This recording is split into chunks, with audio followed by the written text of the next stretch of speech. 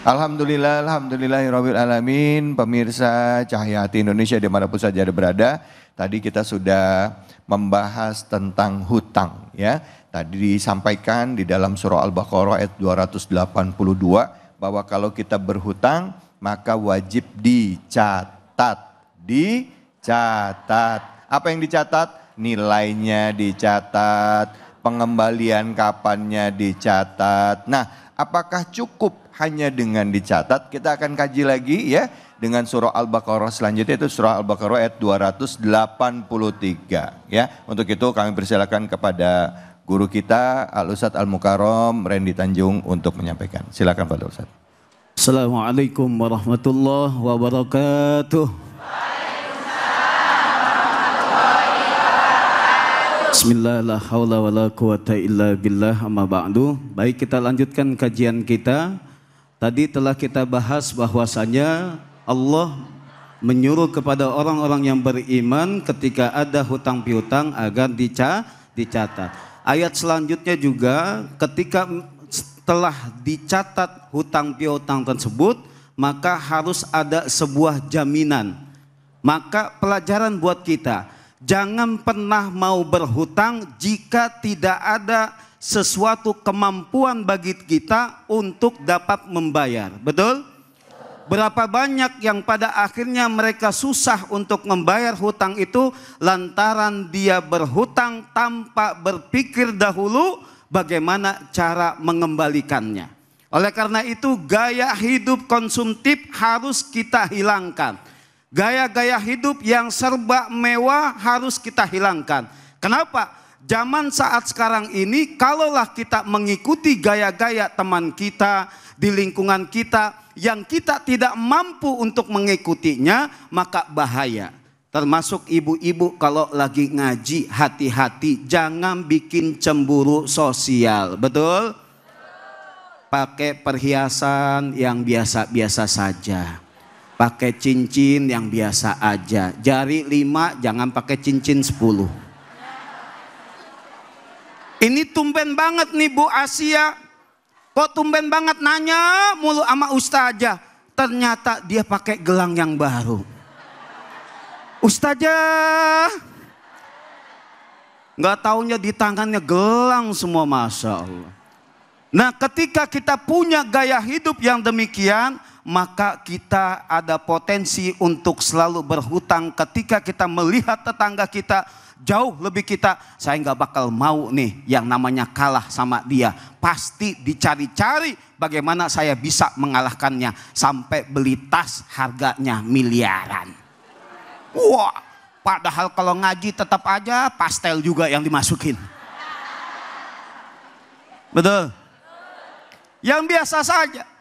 Ketika kita mampu, pada dasarnya agama kita ya memberikan ada yang namanya hutang piutang, tujuannya tidak lain yang paling utama adalah tolong menolong. Itulah intinya.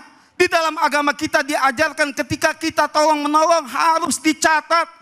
Kemudian buat janji kapan kita akan membayarnya. Sekalipun itu sudah dibuatkan janji, harus ada juga jaminan untuk kita mampu membayarnya. Dan ada minimal 2 orang saksi dalam kita berhutang. Agar ketika kita meninggal dunia ada saksinya. Maka ibu Rasulullah dahulunya ketika Rasulullah mau menyolatkan jenazah, Rasulullah bertanya, ini si mayit punya hutang atau tidak? Ketika Rasulullah mengetahui bahwa si mayit ini punya hutang, Rasulullah enggan untuk mensolatkan, disuruhlah para sahabat untuk mensolatkan. Ketika itu datanglah sahabat, ya Rasulullah biarkan saya yang membayar hutang dari si mayit tadi. Maka Rasulullah mensolatkan jenazahnya. Makanya kita saat sekarang ini ketika kita keluarga kita ada yang meninggal dunia, ahli warisnya datang ketika itu berbicara di hadapan si mayit dan juga seluruh jamaah mengatakan bahwasanya kalau ada salah almarhum semasa hidupnya tolong dimaafkan. Betul? Yang keduanya disampaikan apa? Jika ada hutang piutang almarhum semasa hidupnya, tolong menghubungi keluarganya, khususnya saya sebagai ahli warisnya. Demikian, nanti ketika selesai masa kesedihan itu, masa duka itu, datang orang menagih janjinya, menagih hutangnya, maka kita usahakan untuk membayar. Ya, maka dirubah gaya hidup kita. Jangan sampai sedikit-dikit kita pinjam, kita pengen ini, kita pinjam, kita pengen ini, kita pinjam. Kenapa? Zaman sekarang lebih mudah untuk meminjam, betul? Cukup dengan KTP cair 3 juta. Betul nggak? Namanya pinjol. Nggak taunya KTP orang digunain. Naudzubillahimin bahaya. Ya, maka kalau seandainya tidak ada kebutuhan yang mendesak sekali, bukan kebutuhan yang utama, maka jauhi yang namanya hutang. Maka ibu-ibu hati-hati, kita nggak tahu usia kita sampai di mana. Yang masih punya hutang bala-bala di tetangganya bayar. Bapak-bapak suka ke warung nih, ke warung-warung Madura, warung-warung segala macam, sekarang udah ditulis tidak menerima hutang. Ya, maka nggak boleh tuh, udah kasihan kita punya saudara, punya warung segala macam, nggak sederhana warungnya diutangin. Giliran ke supermarket segala macam, berani kita untuk bayar. Ya, gimana saudara kita mau kaya, sementara belanja 7.000 aja, ntar ya bayarnya bulan depan. Ya, ini makanya kita bantu saudara kita. Jika kita sudah tidak mampu untuk membayar hutang, maka datanglah ke bagian amil zakat untuk bisa meminta bantuan di sana. Baru dicari solusinya. Jangan ke Ustadz. Ustadz, saya punya utang 2 miliar, mungkin Ustadz bisa bayarin. Ya, Ustadz mah bisa ngedoain doang. Ya, yang nggak tahu Ustadz juga punya utang. Ya, ya, terima kasih. Alhamdulillah, terima kasih banyak Ustadz. Bu, jadi kalau misalnya kita ada utang, ya di ayat ini diingetin tadi, kalau misalnya kita ada utang, nggak sempet nyatet atau nggak ada orang buat nyatet, boleh kasih jaminan Bu. Ya, misalnya ngitangnya 2 juta, ya ada nggak jaminan yang nilainya sama dengan 2 juta, ya gitu. Nih saya taruh dulu uang jaminan, ya saya kasih barang saya, simpen deh barang saya, nanti saya ambil barang saya. Ibaratnya kayak orang ngegade ya Bu ya. Ya, pengalaman gade ada yang pernah? Nggak usah dibilang, nggak usah ngaku, udah. Jujur amat ibu-ibu di sini. Masya Allah. Baik, siapa yang mau nanya angkat tangannya? Ya, silakan Ibu.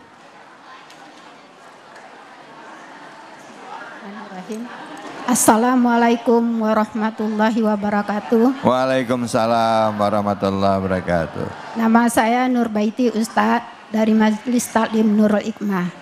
Saya izin bertanya Ustadz, bagaimanakah cara berutang yang baik Ustadz? Wassalamualaikum warahmatullahi wabarakatuh. Waalaikumsalam warahmatullahi wabarakatuh. Bu Nurbaiti, gimana caranya berhutang yang baik Ustadz? Nah, nih, boleh nih diikutin nih yang mau ngutang. Cara ngutang yang baik silakan Ustadz. Bu, pertanyaannya cara berhutang yang baik. Simak ya, dengerin. Gini caranya. Pertanyaan bagus Ibu, terima kasih atas pertanyaan. Saya menjelaskan bukan ngajarin untuk berhutang ya. Ngasih tahu, tapi kalau bisa ya. Cara berhutang yang baik, satu Bu, kalau seandainya kita sudah betul-betul mentok kita harus berhutang. Satu itu. Yang kedua, niat kita dari awal saya ini niat pengen bayar. Ya, niat saya pengen bayar. Beda loh orang berhutang dengan lupa dengan hutangnya. Lupa nggak mau bayar. Itu beda. Ya. Maka ketika kita punya niat Bu, pengen bayar, maka disitulah kita berhutangnya dengan baik. Kenapa? Niat saya pengen bayar karena ini saya kepepet aja. Mau bayar anak sekolah mungkin. Ada kebutuhan saya pengen beli beras, tapi saya baru terima uangnya nih minggu depan. Begitu ya, jadi seperti itu. Pokoknya Yang intinya adalah niat kita untuk membayarnya. Yang ketiga Bu, ya adab kita berhutang itu kita punya sesuatu yang bisa kita bayarkan. Dalam artian kita mampu untuk membayarnya. Makanya nggak boleh berhutang melebihi kemampuan kita untuk membayar. Kalau ibu mampunya 1 bulan membayar hutangnya 1 juta, maka nggak boleh kita punya hutang yang lebih dari itu. Kenapa? Godaannya nanti banyak. Makin lama makin susah, makin gelisah hidup kita. Kita hidup itu lebih enak walaupun kita hidup sederhana, tapi ibadah kita enak nggak punya hutang. Ketimbang kita punya mobil, kita punya rumah mewah, kita suka jalan-jalan ke luar negeri, ternyata dari hutang semuanya. Nggak ada kebanggaan bagi kita. Tapi ketika kita punya kendaraan, kita mampu itu untuk membayarnya sampai lunas, maka insya Allah itu jadi kemudahan untuk kita. Maka beda gaya hidup konsumtif dengan gaya hidup kita memang produktif. Kita butuh untuk usaha, kita butuh untuk memang kebutuhan kita. Ya, jadi seperti itu. Tapi kalau seandainya betul-betul kita terdesak, maka boleh yang namanya berhutang. Tapi kita harus niat mengembalikannya, kemudian kita juga harus mampu untuk membayarnya. Jika tidak mampu untuk membayarnya, bisa kita mendatangi orang-orang yang dermawan, orang yang kaya, bisa kita untuk membantu bantuannya. Ya, jadi seperti itu. Maka ibu-ibu semua jangan khawatir ketika kita meninggal dunia mengatakan bahwasanya kira-kira doa seorang anak itu dikabulkan atau tidak, sampai atau tidak surat Al-Fatihah itu. Insya Allah kalau kita meninggal dunia, Al-Fatihah itu sampai kepada orang yang meninggal. Kenapa? Ketika orang yang meninggal dibayarkan hutangnya, saya membayar hutang bapak saya, ya. Ketika dijawab ijab kabul itu lunas hutang bapak saya, maka selesai tanggungannya. Maka di akhirat tidak ada lagi ditagih. Tapi kalau seandainya kita masih meninggalkan hutang, tidak ada lagi yang mampu membayarnya, maka disitulah nanti kita tertanggung di akhirat di pengadilan Allah. Kita akan diminta pahala kita dan kita menderita nanti di sana. Naudzubillah. Terima kasih Ibu. Ya baik, alhamdulillah, terima kasih banyak Ustadz. Bu. Intinya mah cara ngutang yang baik itu adalah dibayar. Gitu ya Ustadz ya. Jadi ngutang itu dibayar. Yang kedua, ngutangnya itu karena memang kebutuhan yang benar-benar urgent ya. Kebutuhan yang benar-benar menyangkut nyawa, menyangkut hidup, pendidikan dan lain sebagainya. Gitu ya Bu ya. Gitu. Baik, oke. Kita akan lanjut lagi mengkaji surah Al-Baqarah. Ini ada satu ayat yang kita akan bahas, yaitu surah Al-Baqarah ayat 284 ya. Selanjutnya yang akan kita bahas. Nah, seperti apa kajiannya? Tentunya akan kita bahas lebih dalam bersama dengan Ustazah Lulung. Hanya di sini di Cahaya Hati Indonesia.